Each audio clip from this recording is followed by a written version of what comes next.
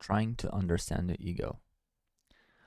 I've been reading a book which was written by David R. Hawkins, a powerful spiritual teacher, and he was stating that the ego clings to emotionality. So this one is the paragraph that I'm trying to understand.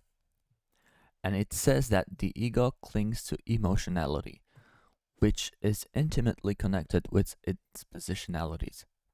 It pretends to think that it has no other choices. Yes, when you feel an emotion and you believe that you are that emotion, you automatically identify yourself with the ego. Or if you're anxious, let's say in a social situation, your heart is beating and you have a nauseous feeling in your chest or maybe in your stomach area.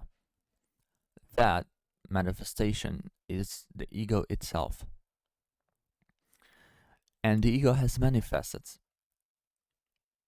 But what you need to do first is to identify the ego, to see how it clings to emotionality. That's the main thing.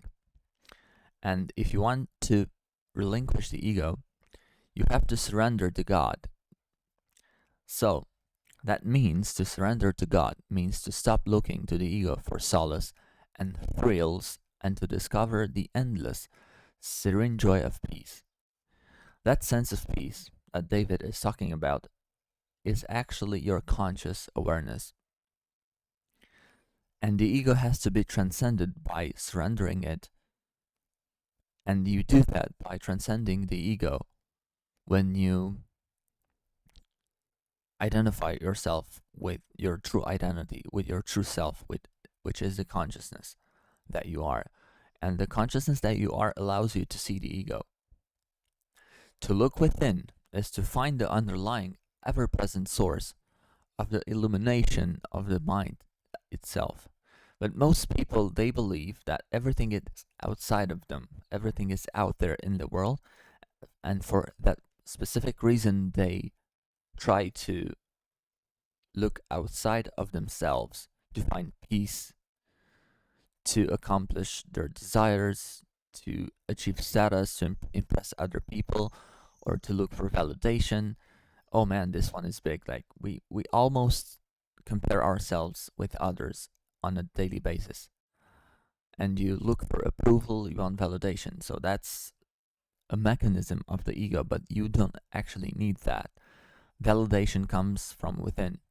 So you must identify yourself with your conscious awareness. And you do that by surrendering the ego. And as you let go of the ego after you identify it, it will slowly reduce its pull that it has on you.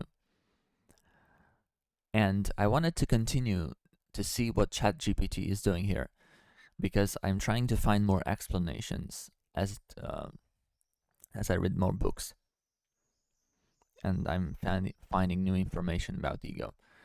And ChatGPT says like the ego clings to emotionality, which is intimately connected with its positionalities. It pretends to think that it has no other choice. So here, the quote suggests that the ego, which refers to the individual's sense of self and identity, yes, we do use the ego as our main identity, which is wrong, but for one, for a moment we don't know that, so we shouldn't be troubled just because we have an ego. And the ego has a tendency to strongly attach itself to emotions. Emotionality is closely tied to the ego's viewpoints and positions on various matters. The ego may falsely believe that it has no alternative options or perspective beyond what it currently holds. So realize that the ego wants to maintain itself. It wants to cling to itself as the primary source of identity.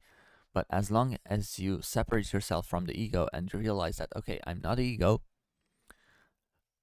over time, the ego will reduce its magnitude and it won't grip you as strong as it does in the present moment. So, All you have to do is to notice when the ego has a grip on you and slowly let it go. To surrender to God means to stop looking to the ego for solace and thrills and to discover the endless, serene joy of space, of peace, actually. Surrendering to God implies letting go of the ego's constant search for comfort and excitement, instead of relying on the ego to find solace and thrills. Surrendering the ego suggests a shift in focus. By surrendering to a higher power or a spiritual force, one can explore the profound and underlying tranquility of inner peace, which is found obviously in your conscious awareness. The main focus should be your awareness, not the ego.